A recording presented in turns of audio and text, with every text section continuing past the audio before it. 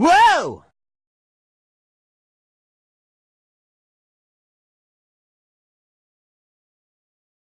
Hello everyone, my name is Version 2 Gamer, or Seth, and today I'm going to be teaching you how to get the Homebrew App Store on your Nintendo Switch running firmware 5.1.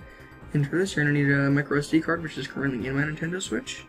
And you are going to need a USB-A to USB-C adapter, which you can probably get at any store. And if you do not have one in your computer, you will also need an SD card adapter. And last but not least, you are going to need a paper clip or an RCM jig, and here's what mine looks like. I actually have two of them. Both are right here. Dimensions to these can be found in the description, and I will also leave a link in the description for an RCM jig on eBay.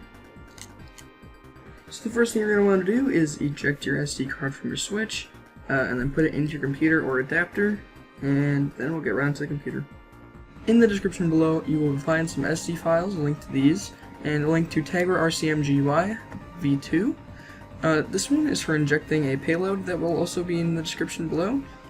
And this here is what you're going to need to put in the root of your SD card. So find your SD card, which I have mine right here. And you're going to want to highlight all these and drag these in here.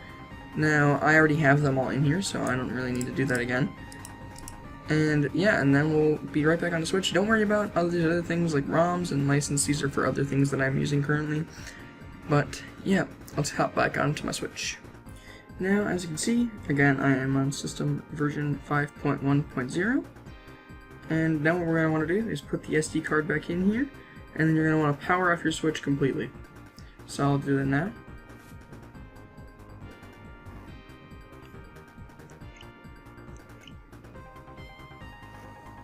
Alright, now I'll get the SD card in there.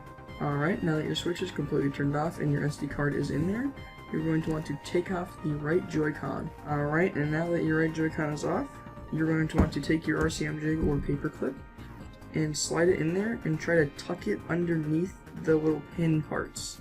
So then when you connect the pins, you can put it into RCM mode and hook it up to your computer. Alright, here's what mine looks like when it is in my Switch. And then don't be afraid to kind of shove it in there. Now, if you don't get this on your first try, it's perfectly fine. And now what you're going to want to do is hold down the power button and the volume up button for about a second. Alright, there it is. And now hold down the power button and the volume up button. Here's the volume up, and power. Hold on for about a second, and there we go. Alright, now that your Switch is in recovery mode, you're going to want to take your USB-C cable and plug it into your computer. Alright, here it is, and you're going to want to plug this into your Switch.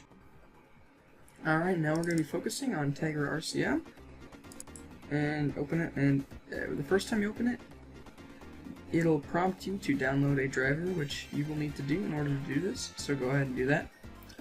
And it'll also say RCM detected, which is great, which means you did the last steps 100% correct. Now, we're going to want to search for a payload, and the one that is on my desktop is not the payload that we're going to be using.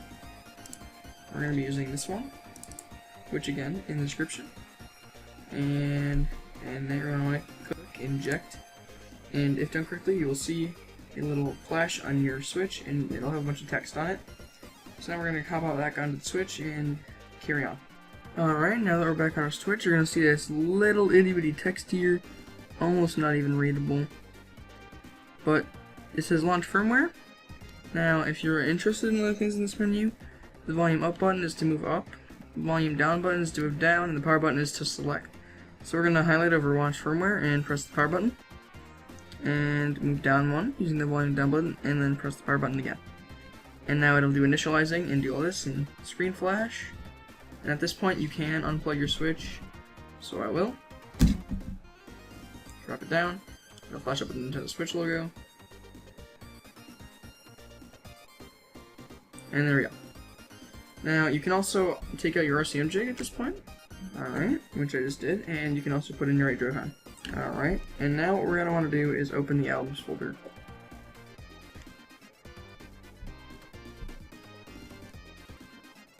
And there we are, Homebrew. Now, you're not going to start with the Peace Nest thing, you're going to start with Eddie's On, Gag Order, and HP App Store. You're going to open HP App Store.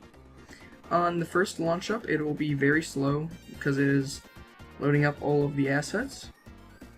And there we go. Now this is the emulator that I recommend for SNES, or just SNES. And you have different games, loaders, tools, etc. So it's to get back to the regular Homebrew menu, just press home and go back to your albums, which is actually very nice touch. So again, back to Homebrew App Store, we're gonna go to the emulator that I have installed, just to show off that it works.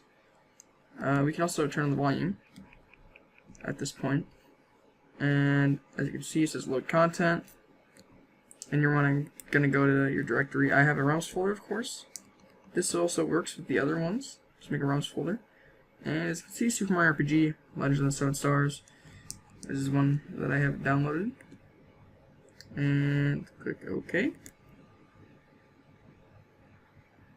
As you can see, there it is.